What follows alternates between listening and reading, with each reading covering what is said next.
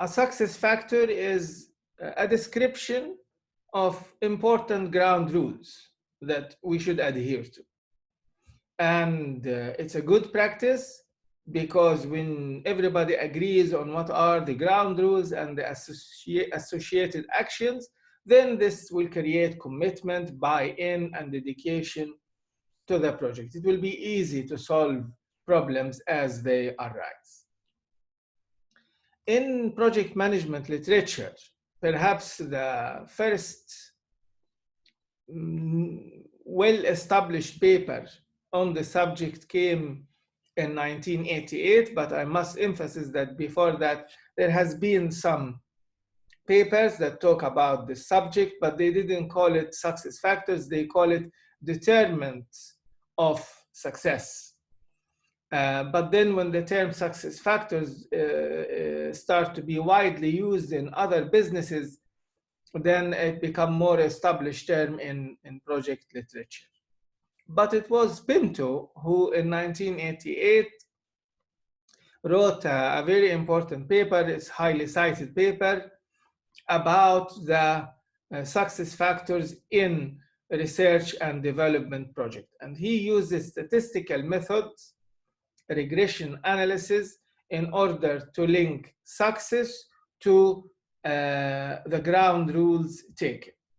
And he came up with 10 parameters where they believe that these are the most important success factors that must be adhered to in any project.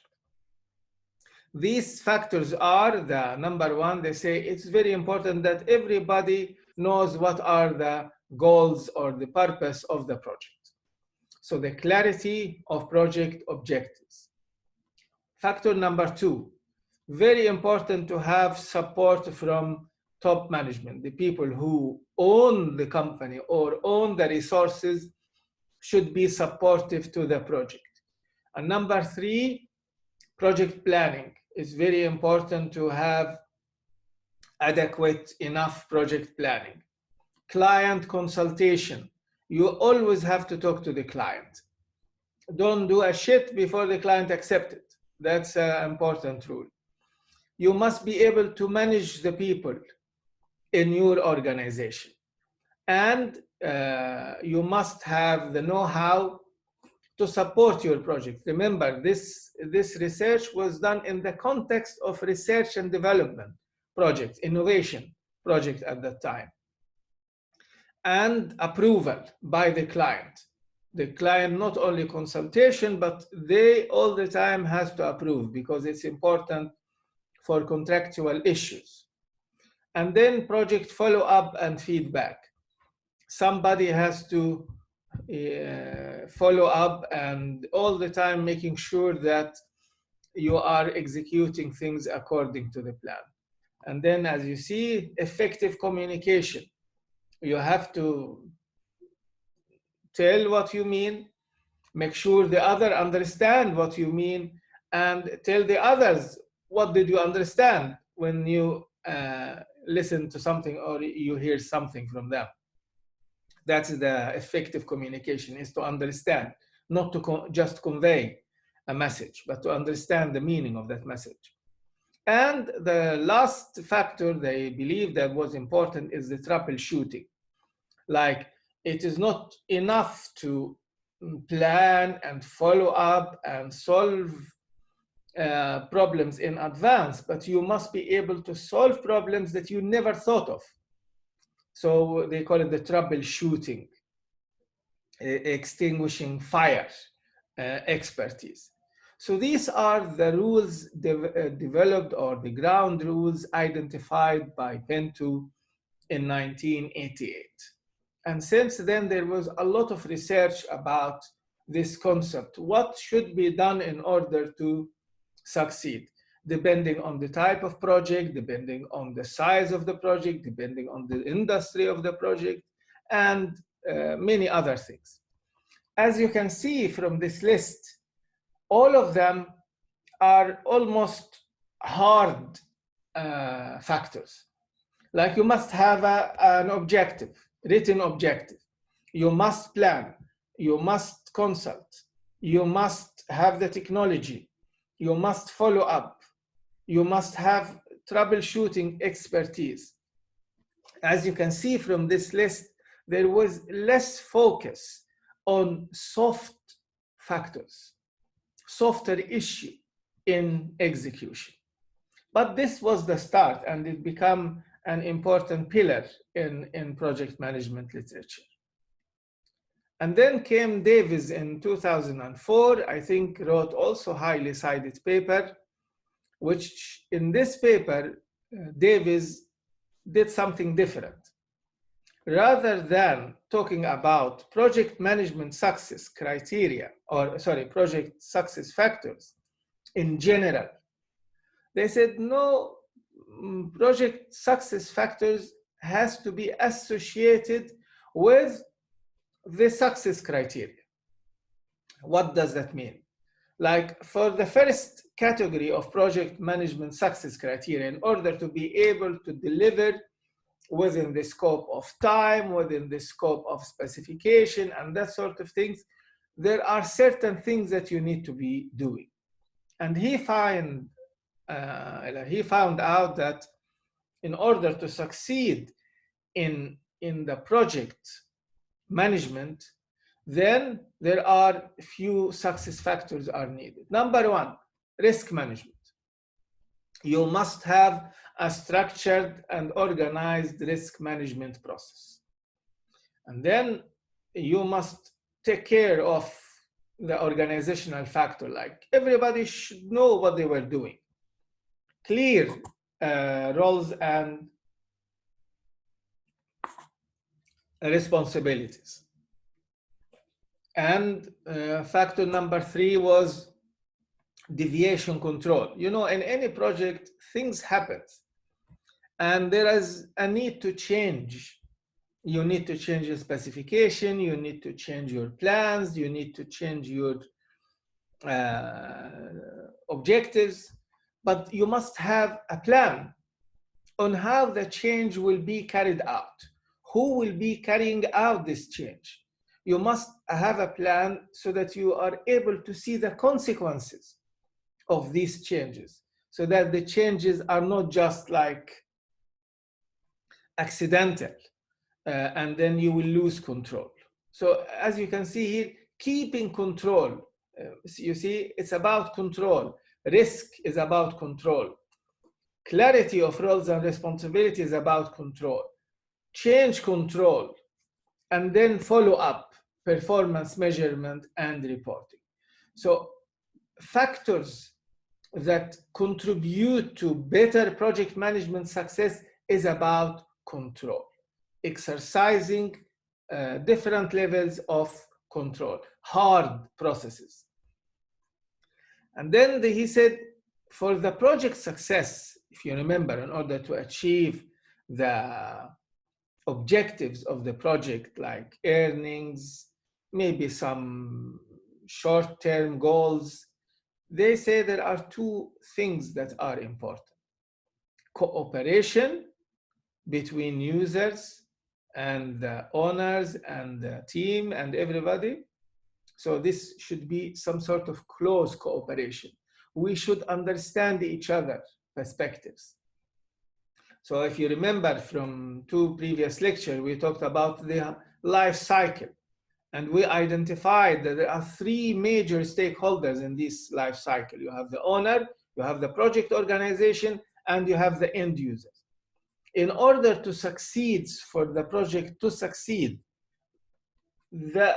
these three units or three categories of stakeholders should be talking together and should understand the perspective of each other. And factor number two, according to Davis, is the concept of involvement. These three major stakeholders must some way or one way or another get to be involved, not to participate. You see, there are two terms I want to clarify: participation and involvement. You could be participating in something, but you might not be involved. Involvement is a mental state. When you feel that this is for you, this is something you really have to contribute to. This is an involvement. Participation is being there. Maybe give your opinion here and there, but you have some distance to the problem. So they say that the parties or the major stakeholders should have this feeling of importance of the problem. They should feel that it is their problem rather than an observer view. And then they talk about the long-term success. And they say in order to achieve this business success or the long-term success beyond the project. Now, project is finished. You got your objectives. But in order to achieve the long-term success, then you must have a good portfolio management method. How do you select your project? You shouldn't select your projects randomly. There must be a bigger plan for your organization, and you select your project based on this bigger plan. So project selection itself is a success factor. And they say that it's important that each project, the link between the project and organizational success is clarified. For each project, everybody should know why this project is an important to the organization. Creating this acknowledgement about the link between the project and the organization. And the last point they point out is you must have a plan for how do you transfer the experiences gained from one project to the next project. And this is a contemporary subject now in project management. How do we learn from projects? By the way, I will be holding a lecture in the next month. I will send you the link. It's a webinar exactly about this topic. Why learning is difficult between projects and in projects. It is difficult because people, when they start working on something, they are very, very much focused on this one here, the project management. They want to succeed, they want to succeed, they want to deliver, they want to deliver. And they overlook this knowledge sharing and knowledge transfer. These two things or these two perspectives could be balanced by some measures. In that lecture, the webinar, I will be talking exactly on how to balance project management success with the long-term success through experience transfer and learning in projects. But I will send you the link later on. It's optional if you want to come, of course. Now we continue. Again, the concept of project success still attracted many attentions. And then came the work of Fortune and White in 2006, and they conducted a large literature review. It's based only on literature review here in order to find out the most repeated success factors in literatures. And one of the interesting things they found that there was no agreement. Like two papers will publish about success factors, two important papers, but they don't agree on what are the most critical success factors.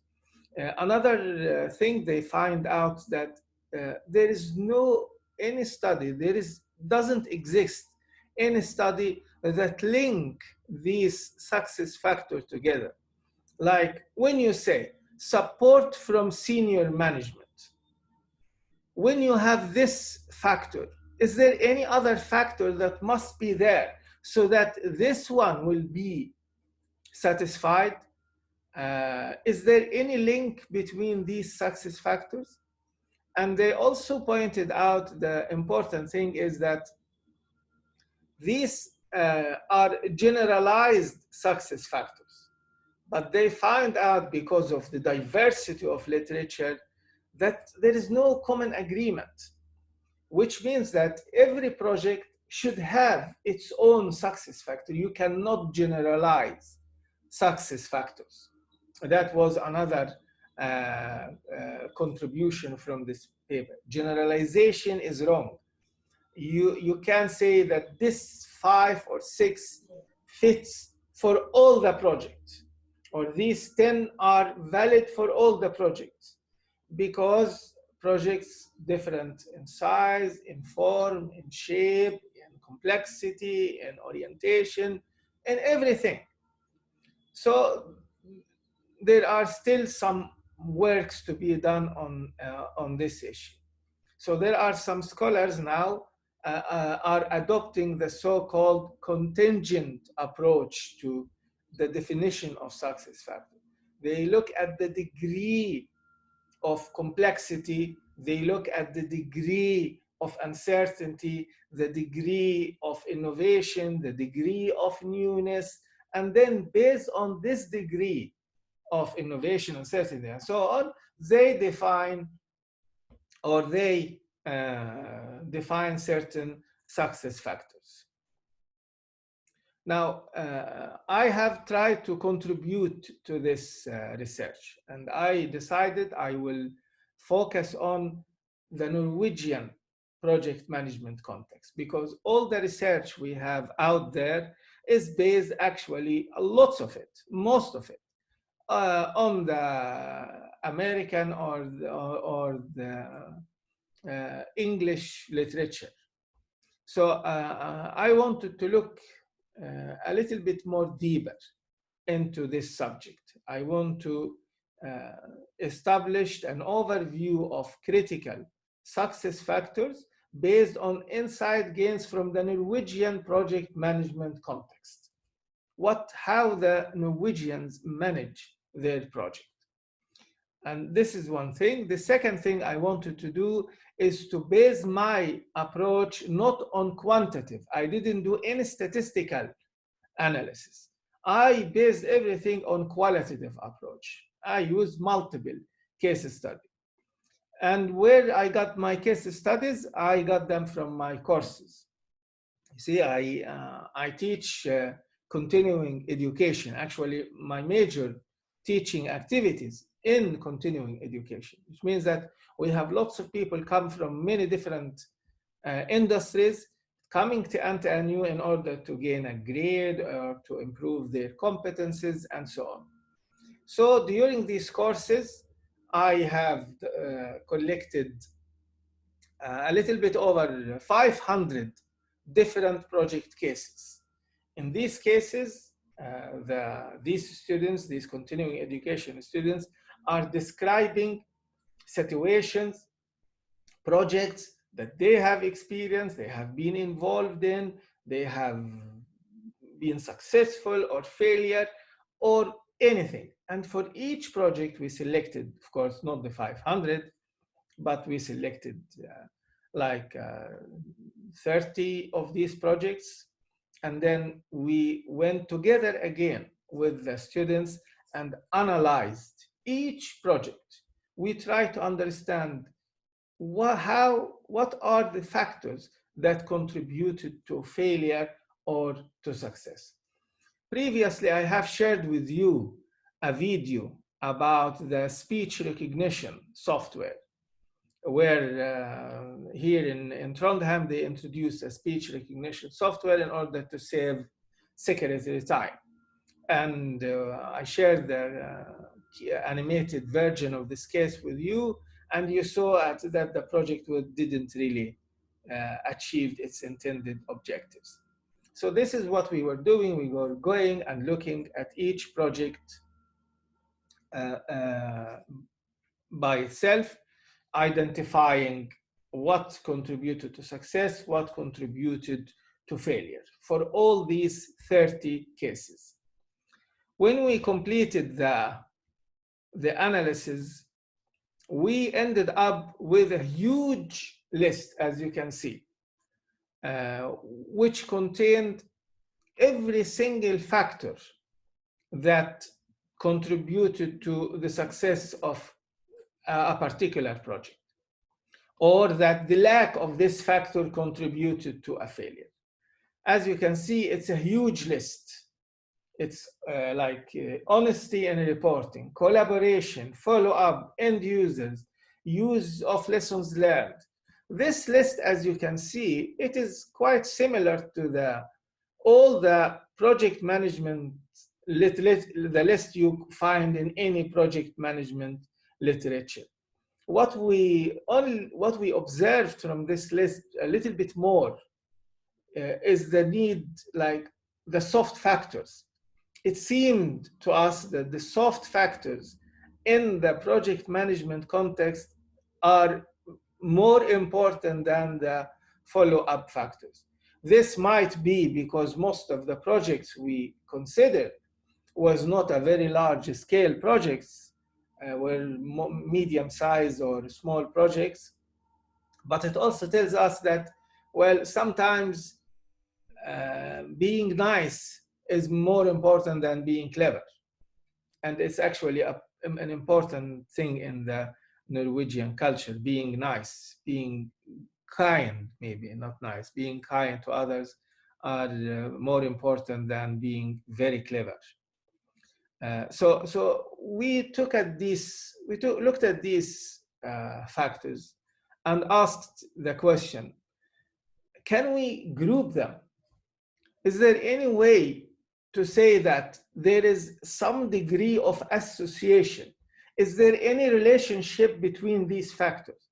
Like when collaboration and follow-up and clarity of purpose become most critical, most important than any other factors. Then we started the second part of the research.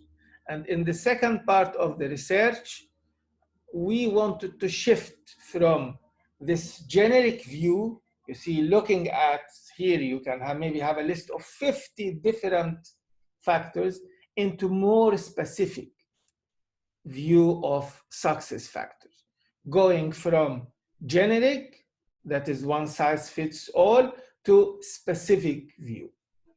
And the approach, we start looking at these factors again, and we examine them together. I could say that around 120 people contributed to this qualitative analysis, and we find out, or we classified the factors we have seen here into three categories, three clusters of factors. One cluster of factors, I call it case specific. These are not generalizable. They fit only for that specific case. You can take it and generalize it to each project. For example, like when you say communication or involvement of media, you know, papers, news, and TV, and that sort of things. Well, in fact, this cannot be generalized. Not every project needs the media to be involved. It is not important at all to have the media on board every time you do something. So this was a specific, non-generalizable factor. But we find out there is a set of factors, we call them structural factors. They are generalizable factors, but they are correlated with project characteristics. Like when you have a project with certain characteristics, these factors will fit for purpose, are needed in order to address these characteristics. And there is another group of factors, and we call them generalizable. They apply to many projects, but they don't have anything to do with project characteristics. Like you need them anyway, regardless of your project, regardless of the complexity of your project, regardless of the uncertainty of your project. You need these factors. So this was the approach. There are specific factors, non-generalizable. There are structural factors, they are generalizable. and you can always associate them with project characteristics. And finally, there is the soft factors that are not generalizables, and they fit for all types of projects. Now let's look at these structural factors, what they are. Again, through the discussions, through trying to single out a group of critical success factors that fits with certain project characteristics, we ended up with this classification. For instance, we find out that if you have a project with many stakeholders, complex, organizational complexity. Remember, we talked about this at the first lecture or the second lecture. Projects have characteristics, specific feature, like project complexity.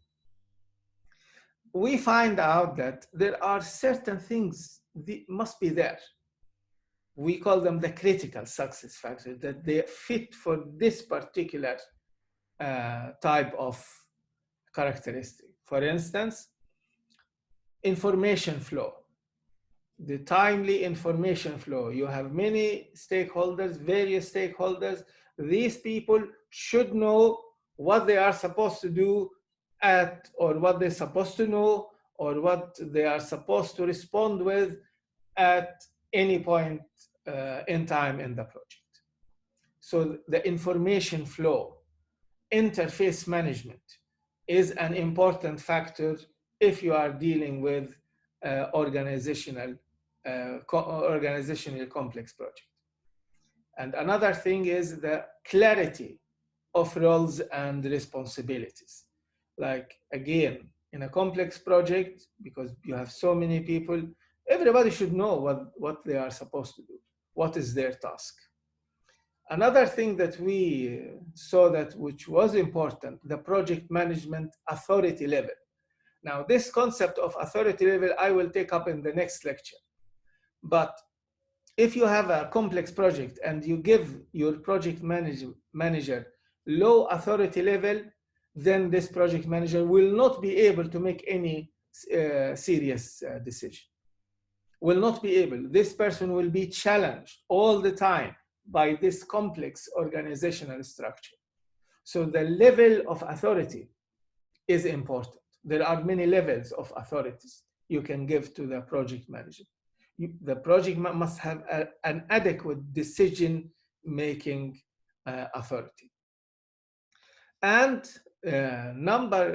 factor number 5 is the stability and continuity of project organization.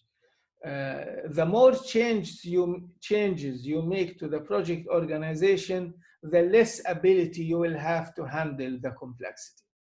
Continuity of project organization is an important success factor. Keeping changing project manager, keeping changing project team members, and that sort of things will have a negative impact on your project. For instance, as an example, we looked at uncertainty. All the projects with uncertainty, with high level of uncertainty, how they handle that? We discovered that actually in most of these cases, flexibility was an important ground rule. They said we don't need to decide everything in advance. We decide as we know. So flexibility was an important measure in order to handle uncertainty.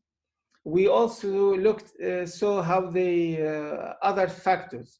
We discovered, like, when you have high level of uncertainty, former experience through the use of lessons learned from previous projects become an important factor.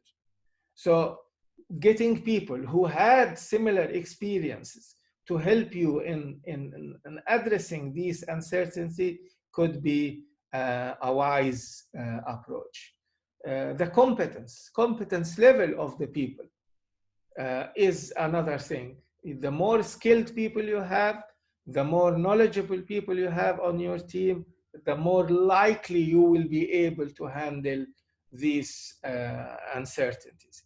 So as you can see, the flexibility, the former experience, the high level of skills are suddenly become more important characteristics, not to as a general rule, no, but a rule in order to be able to handle uncertainty. And then another factor that we saw that called it the mindfulness. Mindfulness is a term is about when you face a situation, don't assume anything. Because assumption is like, as I said before, is the mother of all bad things. Okay, so if you are facing uncertainty, don't assume. Don't build everything on the wrong type of experience. Your experience is associated with a context. If you bring that context with you, then this is a good experience. But if you bring your experience without the context, then this is a bad experience. It has no value. So, like avoiding assumptions, avoiding over optimism, avoiding bias, avoiding the narrow focus, and of course, as always, the assumptions. So uncertainty requires other type of rules, totally different than the rules of handling organizational complexity. If you have a project with a huge amount of transformation, it requires totally another set of rules. So flexibility might not be useful if you have a project with high degree of transformation. You require something different. So that was the basis of this study, actually, which resulted in this book.